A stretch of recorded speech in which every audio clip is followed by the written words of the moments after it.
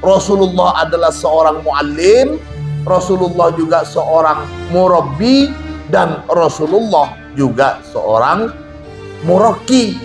Maka sekarang bagaimana kita bisa melihat seseorang itu seorang muallim, atau dia sudah masuk tahapan murabbi, atau bahkan sudah muraqi? Betapa banyak laku dosa yang menyebabkan si pelaku itu merasa terhina, merasa rendah diri, merasa hamba yang sangat berdosa di hadapan Allah. Itu lebih baik daripada ketaatan atau kebaikan yang dia lakukan, tapi menganggap dirinya itu sudah mulia.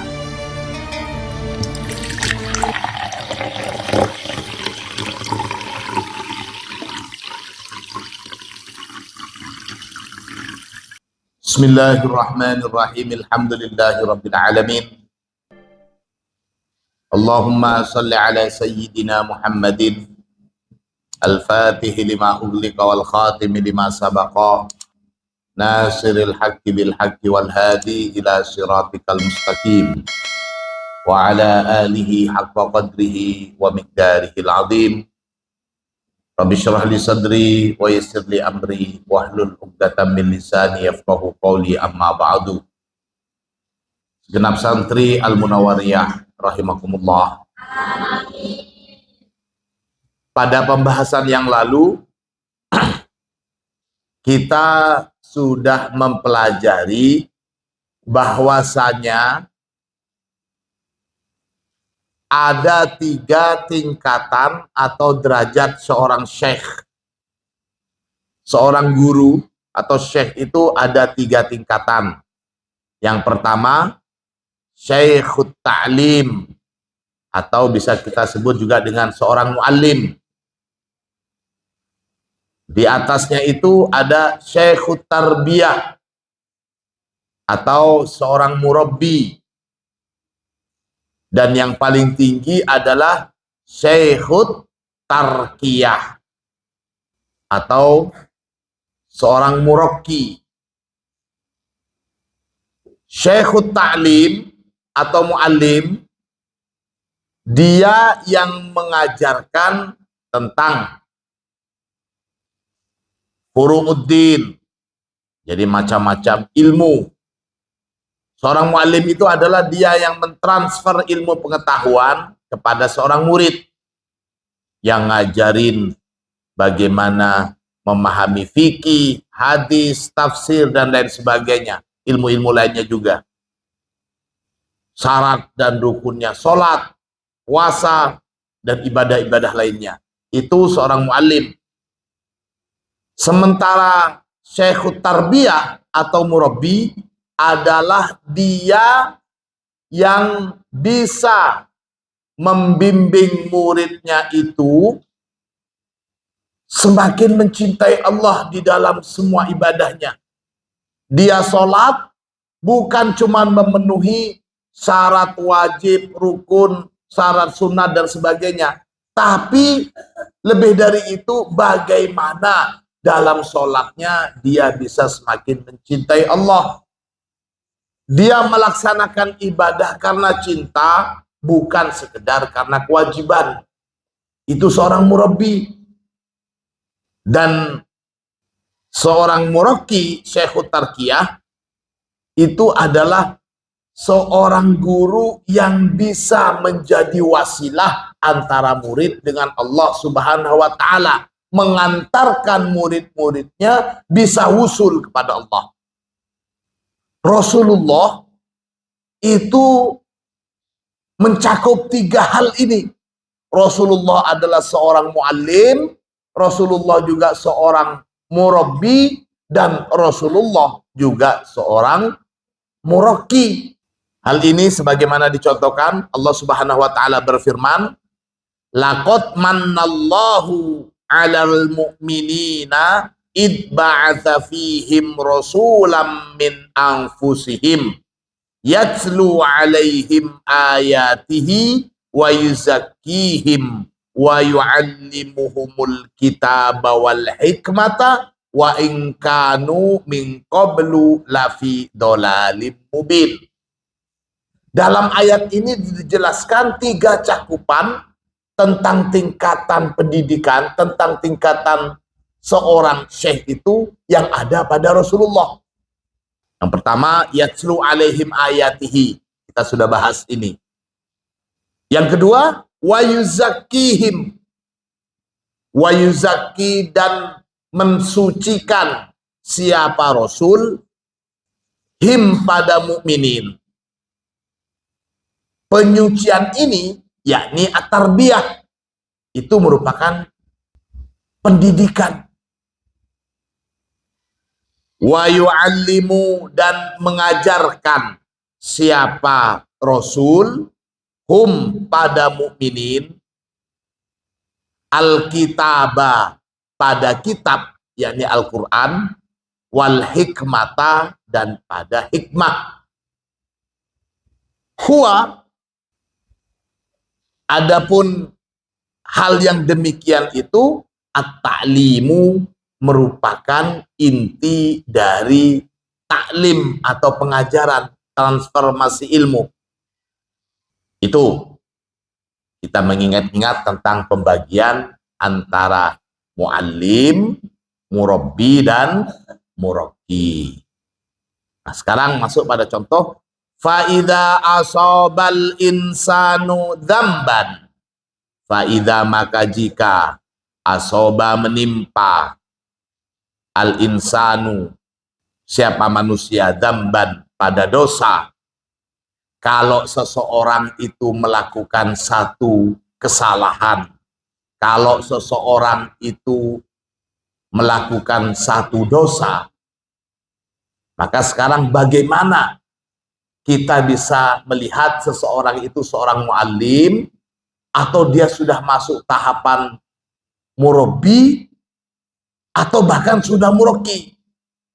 Dilihat kalau umpamanya ada seorang yang melakukan dosa, fa inna syaikhut ta'limi, maka sesungguhnya seorang muallim, syekhut ta'lim itu yu'allimu mengajarkan. Siapa syekhut ta'lim? Mengajarkan apa?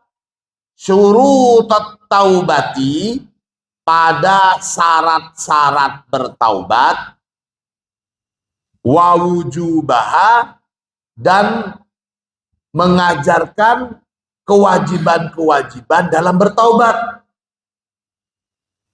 Seorang muallim, seorang guru yang masih dalam derajat sebagai muallim, kalau ada orang yang berbuat dosa, maka dia mengajarkan bagaimana cara bertaubat dan hal-hal yang diwajibkan bagi orang yang bertaubat.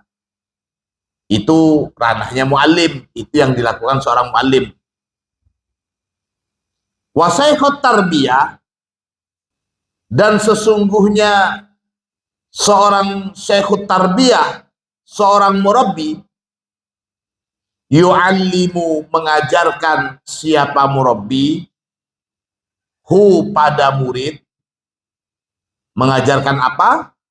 Kaifa yattakhidudz dzamba mi'rajan ila ridallahi.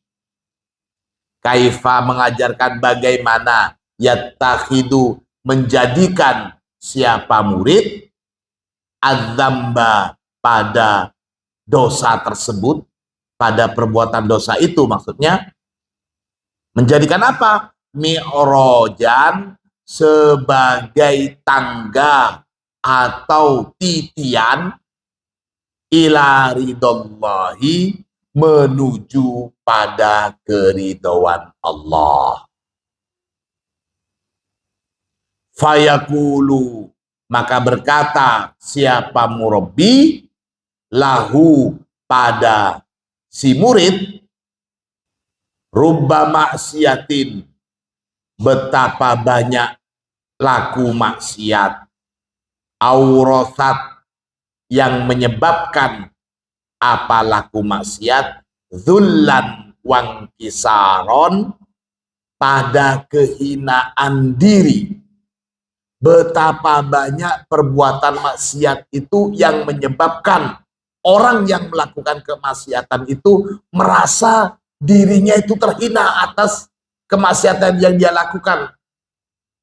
Khairun, ialah lebih baik, min ta'atin, dari perbuatan taat, aurosat, yang menyebabkan apa ketaatan, izzan wastikbaron, pada perasaan kemuliaan diri dan kesombongan.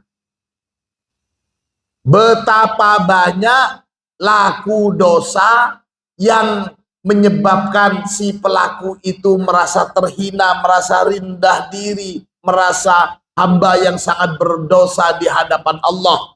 Itu lebih baik daripada ketaatan atau kebaikan yang dia lakukan, tapi menganggap dirinya itu sudah mulia.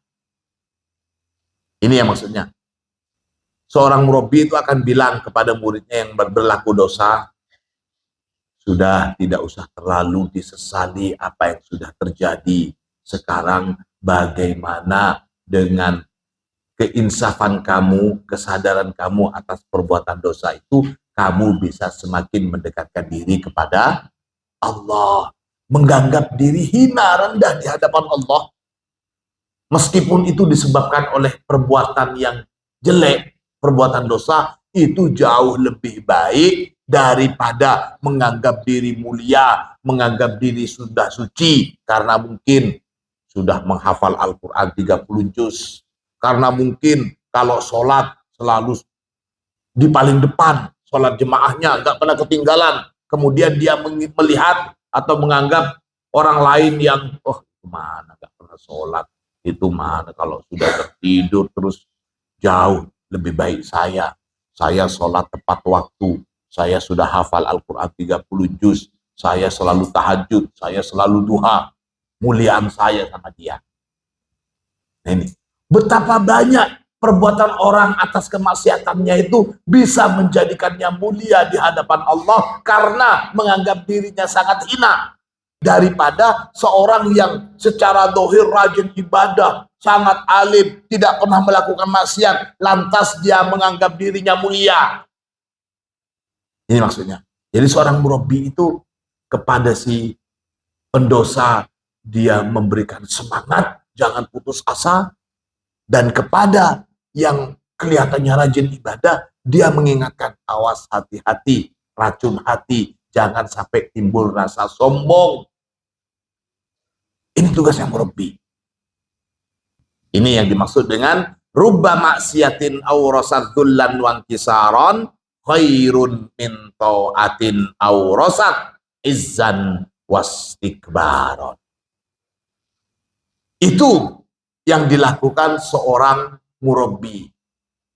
Amma syekhut tarkiyati, adapun seorang syekhut tarkiyah, seorang murabbi, seorang yang dalam istilah kita disebut sebagai murabbir ruh, yang mendidik ruhaniyah, syekhul murabbi itu. Jadi namanya syekhul murabbi itu nggak bisa lebih dari satu, nggak bisa setiap kelihatan yang kita lihat bersorban kemudian kelihatan alim, setiap ada yang melihat gitu kita ngomong, waduh murabbi ruhi, ya murabbi ruhi, ya murabbi ruhi. Enggak, murabbi ruhi cuma satu. Kalau mu'allim mungkin bisa banyak. Guru-guru di kelas, guru-guru majelis, itu bersifat mu'allim. Oh, begini bacanya salah, ini begini, ini begini. Tapi untuk murabbi semakin sedikit. Tidak semua seorang mu'allim itu adalah murabbi, tapi seorang murabbi sudah pasti seorang mu'allim. Dan tidak semua seorang murabbi itu otomatis menjadi murabbi.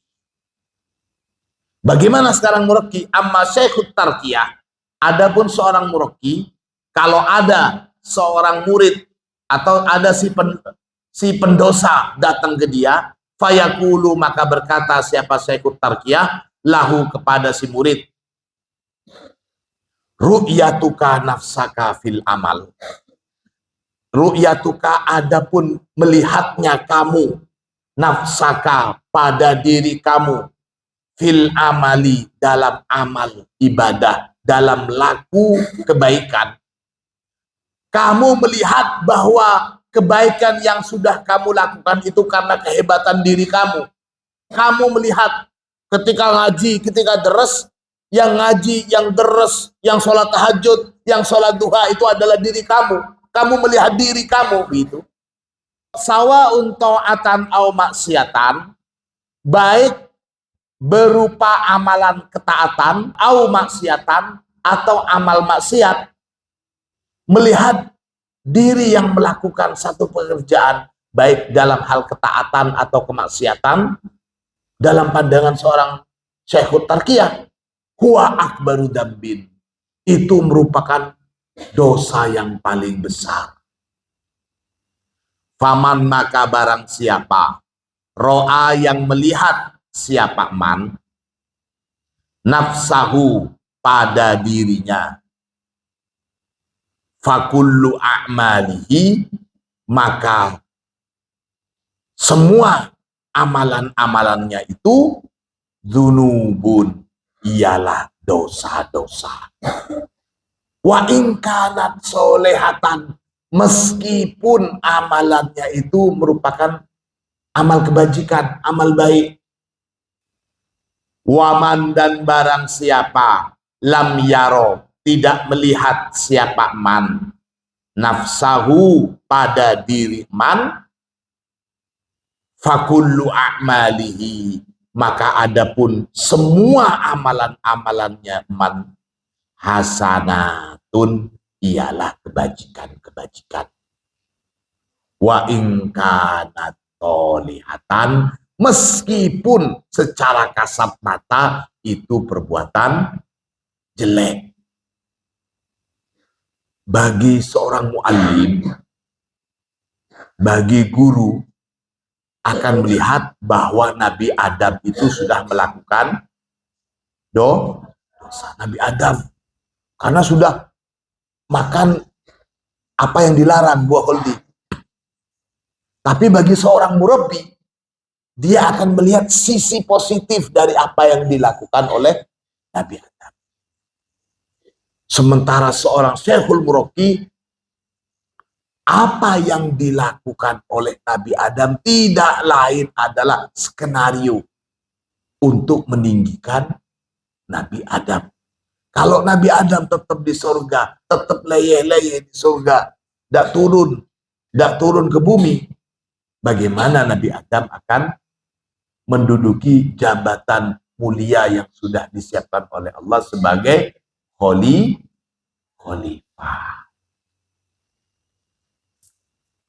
Ini. Jadi ada tafsiran-tafsiran dalam aspek kajian para muallim, ada tafsiran-tafsiran dalam aspek kajian para murabbi, dan ada juga tafsiran muraqi. Kitab yang kalian pegang ini lebih pada penggabungan dari tiganya itu. Di sini ada yang sisi taklimnya, ada tarbiyahnya, juga ada tarbiyahnya.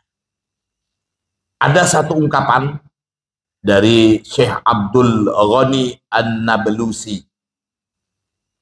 Ini termasuk ulama sufi, ulama masyhur.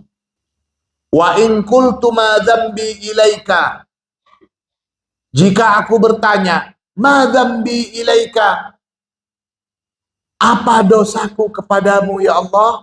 Ajabtani, maka menjawab engkau ya Allah, wujuduka dzambun la yuqasu bihi dzambun.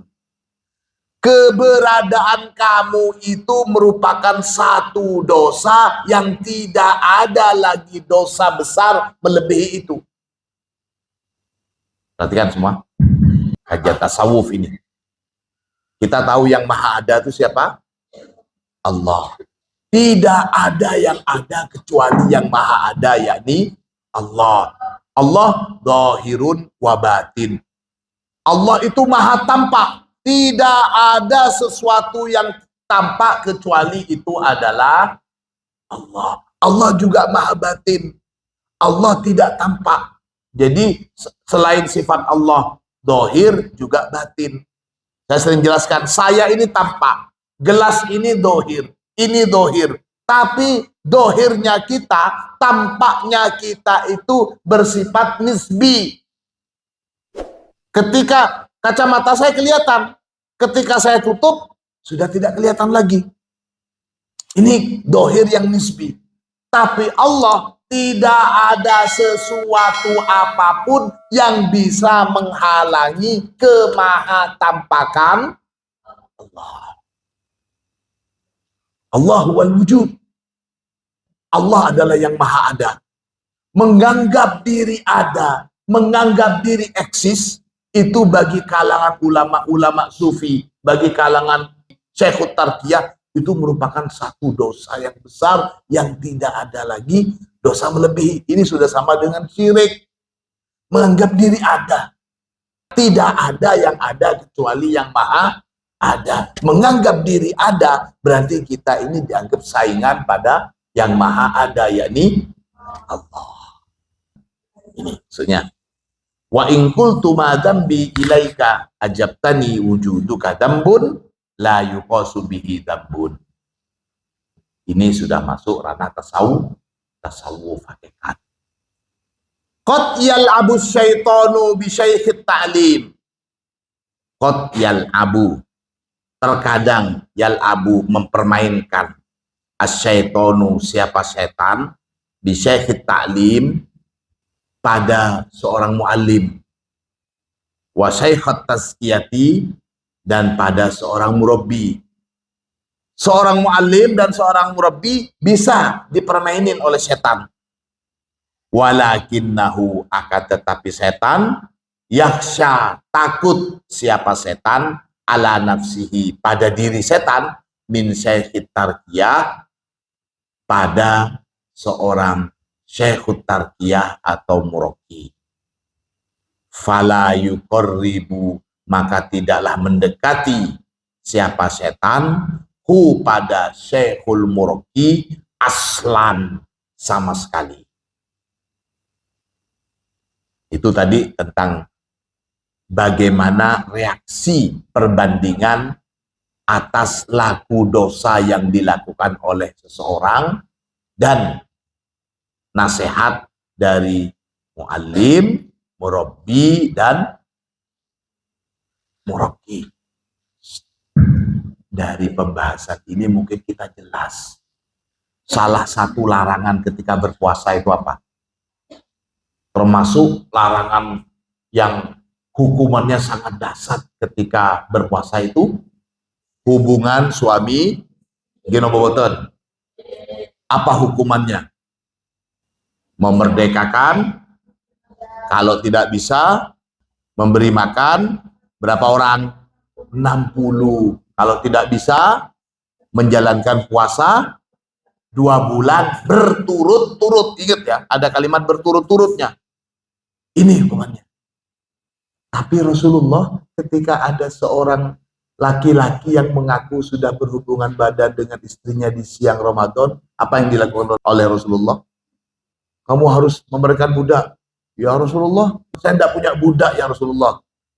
Budaknya siapa mau saya bebasin? Saya nggak punya budak. Ya kalau begitu, kamu harus bersedekah kepada 60 orang.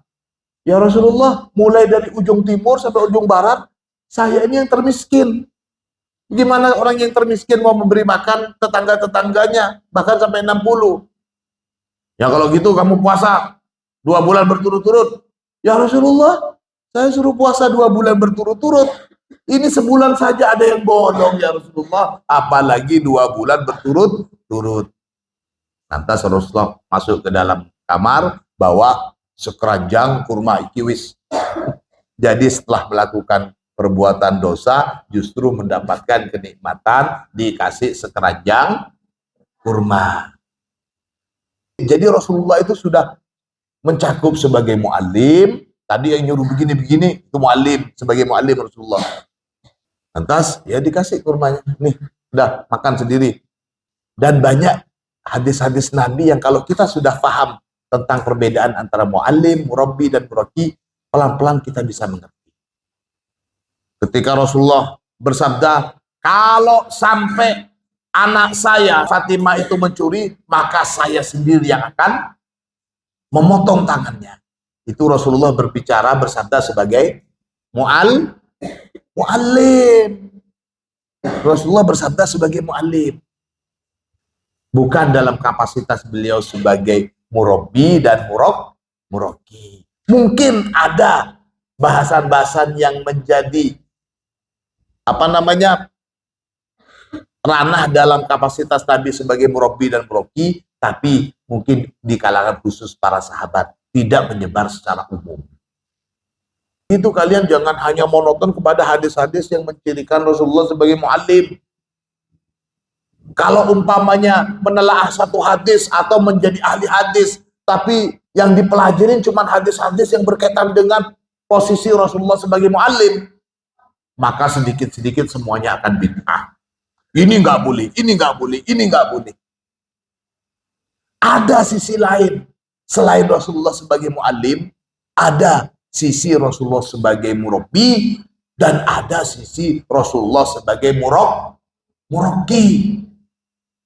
Salah satu contoh sisi Rasulullah sebagai muraqi adalah Rasulullah itu ketika masih hidup, maksudnya hidup di sini belum kembali ke rahmatullah, Rasulullah sudah bertemu dengan para nabi yang secara hukum alam mereka itu sudah kategori sebagai nabi yang mati, gino boboten, bertemu dengan semua nabi.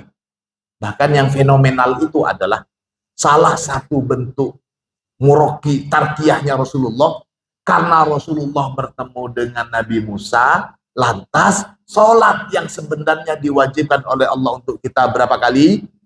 50 kali jadi 5 waktu. Itu kan sisi tarkiyahnya Rasulullah, bisa bertemu dengan para nabi-nabi yang sudah mendahului beliau. Dan tidak menutup kemungkinan, dan kita juga harus yakin, Rasulullah meskipun secara hukum alam sudah pindah ke rahmatullah, tapi Rasulullah bisa mendatangi umatnya. Rasulullah bisa datang baik dalam mimpi, au yaqdatan, ataupun secara langsung. Bagi kita, utamanya para pengamal sholawat fatih, Rasulullah sudah mengajarkan langsung sholawat fatih ini kepada Syekh Ahmad At-Tijani, langsung diajarkan oleh Rasulullah secara dibangun, terjaga, bukan mimpi. Nah ini kan termasuk tarkiyah. Ini bentuk muraqinya Rasulullah. Maka kalian nanti kalau mau jadi ahli hadis, ahli tafsir, harus bisa mencakup 3 hal ini, pelajarin. Jangan cuma hadis-hadis yang tentang kemualliman Rasulullah saja, tapi ada juga kemurabbian Rasulullah dan ada kemuraqian Rasulullah, supaya tidak sedikit-sedikit ini haram, ini bid'ah, ini begini, ini begini. Itu anak-anak. Ini yang perlu kita paham. Pun bima kuntum tu'allimunal kitaba wa bima kuntum tadrusun. Bima karena sebab ma barang kuntum yang ada siapa kalian, tu'allimuna mengajarkan siapa kalian, al-kitaba pada kitab, yakni Al-Quran, wa bima dan sebab ma barang kuntum yang ada siapa kalian, tadrusuna belajar siapa kalian. Kata darosa yadrusu, kita memahami darosa yadrusu itu apa artinya? Ta'allama ya ta'allamu. Kita memahami darosa yadrusu itu belajar. Mudarris orang yang mengajarkan. Nah di sini asal kata darosa yadrusu itu dikatakan firrifi, di pedesaan. Jadi kebiasaan di desa, Yadrusunal qamha bin nurij. Yadrusuna, ini padi untuk menjadi beras diapakan? Diseleb. Nah, bagus. Firrifi, di pedesaan, yadrusunal qamha bin nurij. Para penduduk desa itu yadrusuna, saya maknain ghayyaruna, merubah atau menyelip. Orang-orang desa itu yadrusunal qamha, mereka menyelip atau merubah gandum bin nurij dengan alat penebah atau dengan selepan gitu, hatta sehingga yufassilu, memisahkan siapa orang-orang desa al-qamha pada gandum anitibni dari jeraminya. Jadi memisahkan. Kalau beras itu, kalau padi dikupas kulit-kulitnya yang kita sebut dengan jerami, kemudian kita ambil berasnya. Dipisah antara beras dengan gabah. Bagus itu. Atibni itu jerami atau gabahnya. Wal muradu, dan adapun yang dimaksud min lafdid dirosah, dari perkataan atau dari lafaz dirosah itu fi hadhil ayah, di dalam ayat ini, yang dimaksud dengan maksud kata dirosah dalam ayat bima kuntum tu'allimunal kitaba wa bima kuntum tadrusun itu huwa, adapun yang dimaksud al-bahsu al-fikri, ialah kajian pengetahuan, kajian pemikiran, ya, transformasi ilmu itu, belajar itu kita sebut dengan belajar itu. Finnasil manhaji al-istikhlasin nafi, dalam kurikulum atau ikhtibar ikhtisosi, dalam kajian pendidikan. Dirosah di sini maksudnya pembelajaran. Al-mantiki, adapun yang logis, secara logis, an-nadirosata, bahwasanya pembelajaran itu takunu awalan, takunu ada apa ad-dirosah, awalan ialah pertama kali, summat ta'limu, kemudian pengajaran. Lihat, ada belajar, ada mengajar. Kira-kira kita itu mana duluan antara belajar dengan mengajar? Tidak mungkin seseorang itu bisa mengajar sebelum belajar. Tapi di Al-Quran ini lihat, bima kuntum tu'allimunal kitaba wa bima kuntum tadrusun. Dengan sebab apa-apa di mana kalian mengajarkan Al-Quran, dan apa-apa di mana kalian belajar Al-Quran.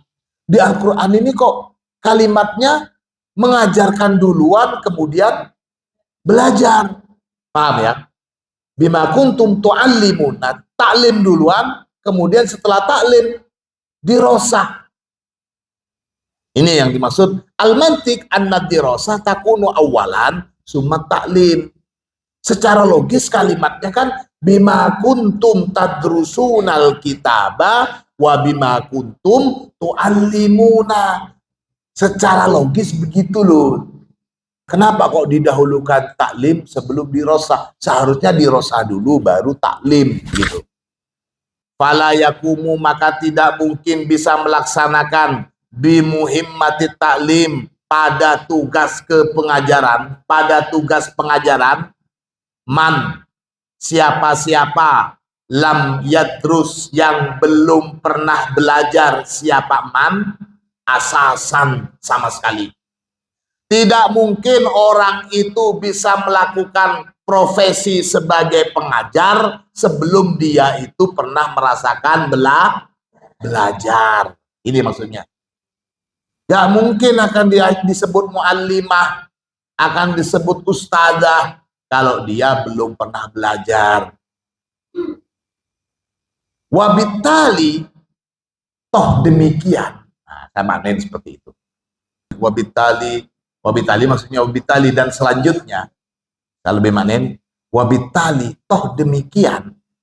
Fahadihil ayah, maka adapun ayat ini, fiha, di dalam ayat ini, takdimun wa takhirun. Ada takdim wa takhir, ada pendahuluan dan ada pengakhiran. Ada yang mendahulukan yang terakhir dan menterakhirkan yang seharusnya didahulukan. Fakuddima, maka didahulukan at-ta'limu, apa kata taklim, wa ukhiro, dan diakhirkan ad-dirosata, apa dirosah. Jadi imamnya ditanya, lu ini kenapa kok tu'allimunal kitaba wa bima kuntum tadrusun? Kenapa kok bukan tadrusunal kitaba wa bima kuntum ta'lamun? Oh, di sini ini ada takdim dan ada takhir. Itu bisa dikaji lagi dalam ulumul Quran. Banyak itu, kajian balaghah juga memahami ini. Ada takdim dan ada takhir. Apa rahasianya? Wallahu a'lam. Anak-anakku sekalian, segenap santri Al-Munawwariyah rahimahullah. Itu pengajian kita pagi hari ini. Mudah-mudahan bermanfaat. Al-Fatihah.